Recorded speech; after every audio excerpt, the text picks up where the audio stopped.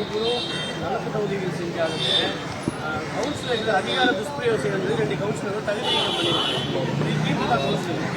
பெரிய பின்னடைவா இல்லையா? மற்ற கவுன்சிலருக்கு நீங்க என்ன சொல்லுங்க? இது எப்படி பின்னடைவு என்று ஏற்றுக்கொள்ள முடியும்?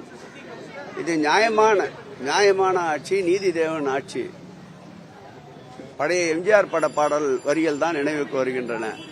ஒரு தவறு செய்தால் அதை தெரிந்து செய்தால் அதை தேவன் என்றாலும் விடமாட்டேன் என்றார். அதுபோன்ற தன் இயக்கத்தை சார்ந்தவர்களாக இருந்தாலும் தவறு என்று தெரிகின்ற பட்சத்தில் அவர்கள் மீது உறுதியான நடவடிக்கை எடுக்கின்ற நியாயத்தின் ஆட்சி, சட்டத்தின் ஆட்சியை நிலைநிறுத்திக் கொண்டிருப்பவர் மாண்புமிகு தமிழக முதல்வர் என்பது இதுபோன்ற செயல்களால் தொடர்ந்து பொதுமக்களிடமும் மற்றவர்களிடம் நன்மதிப்பை தான் பெறுகிறாரே தவிர இதனால் இயக்கத்திற்கோ தலைமைக்கோ எந்த விதமான அவப்பெயரும் இல்லை.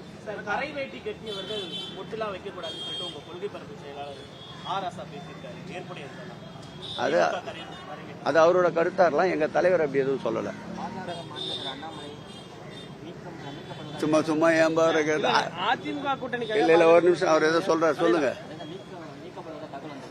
அது அவங்களோட கட்சியினுடைய உள்துறை அமைச்சரும் அவருடைய பிரதமர் மோடிஜி அவர்களும் அமித்ஷாஜி அவர்களும் முடிவெடுக்க வேண்டிய முடிவு அது. எங்களை கேட்டா நாங்க என்ன பண்ணுவோம்? எங்க கோரிக்கை அப்படிலாம் ஒன்றும் இல்லை. எப்படிப்பட்ட தலைவர்கள் எந்த சூழல் வந்தாலும் சந்திப்பதற்கு எங்களுடைய இயக்க தலைமை வலுவாக இருக்கின்றது, உறுதியாக நிற்கின்றது. இரும்பு மனிதனை போல் எங்கள் முதல்வர் இருக்கின்றார்.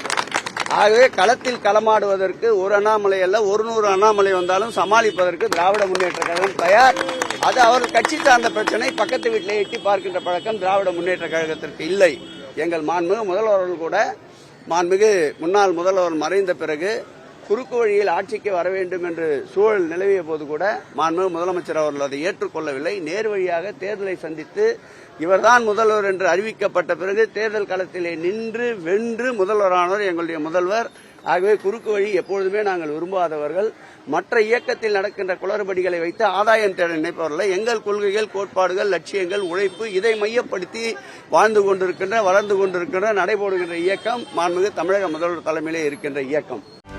செய்திகளை உடனுக்குடனும் துல்லியமாகவும் தெரிந்து கொள்ள சப்ஸ்கிரைப் பண்ணுங்க.